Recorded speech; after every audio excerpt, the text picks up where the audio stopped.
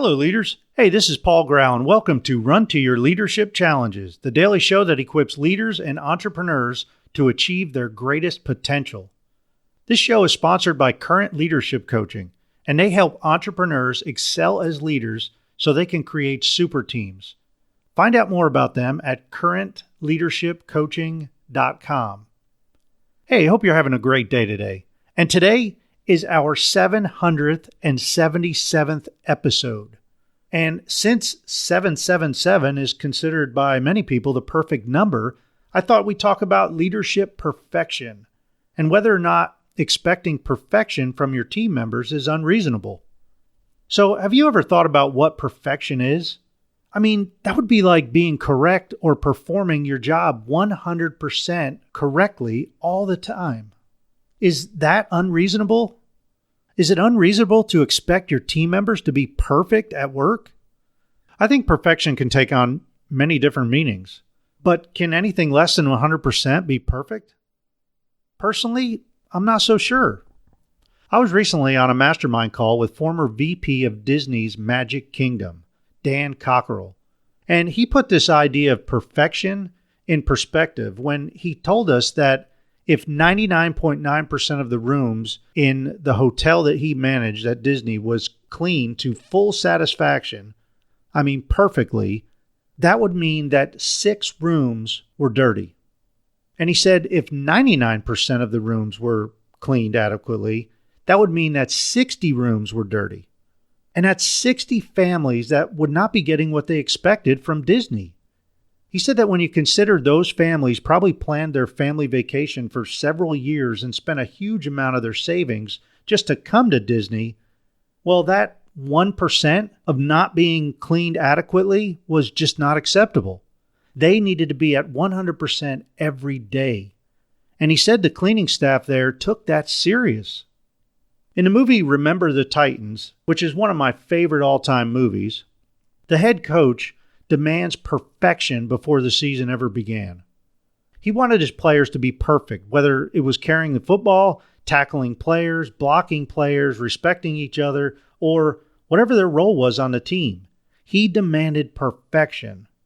Now, his players weren't so happy about this, and it wore them down day after day as they resisted this whole idea of perfection in training camp. However, by the end of camp, they were all working together as one team. They knew their individual roles and accepted them and respected each other. One of my favorite parts in the movie was near the end, and they were undefeated and in the championship game. At halftime, they were getting beat. Getting beat bad. They were wore down. And while they were in the locker room, the head coach told them how proud he was of them because they had been giving it their best. And they can hold their head high no matter what the outcome of the game was. And that's when one of the team captains, a player, stood up and said that the coach had demanded perfection all year. And up until that point, they had been perfect. And he said that's the way they planned to finish. Perfect. And of course, that fired up the whole team, and I'll let you watch the end of the movie to figure out what happens. Now, that was a very cool moment because you can see that the players had bought into the idea of striving for perfection. They had complete ownership of the idea, no matter how tired they were and no matter how difficult the challenge looked like ahead of them. They wanted perfection. So, today's challenge is for you to examine your expectations for yourself and your team members, both individually and as a team. Whatever changes you think you can make, if any, I challenge you to make the adjustments and explain it to your team. Make it relevant, similar to telling them about the 99.9% of the room story at Disney. What would 99% perfect look like in your company? Who is that 1%? How many people would be upset or disappointed if they were that 1%? Is that something that's acceptable for you, or do you need to strive for perfection?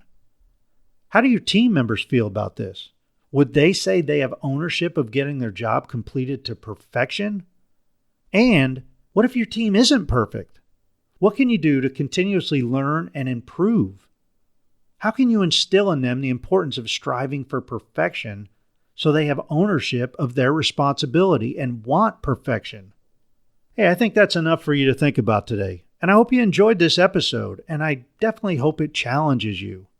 Because that's the whole purpose of this, to challenge you and push you and make you better, one day at a time. As always, I'd love to hear your thoughts on this topic.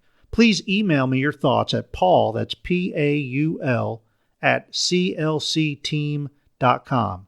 Again, that's Paul at clcteam.com. Hey, I hope you have a great rest of your weekend.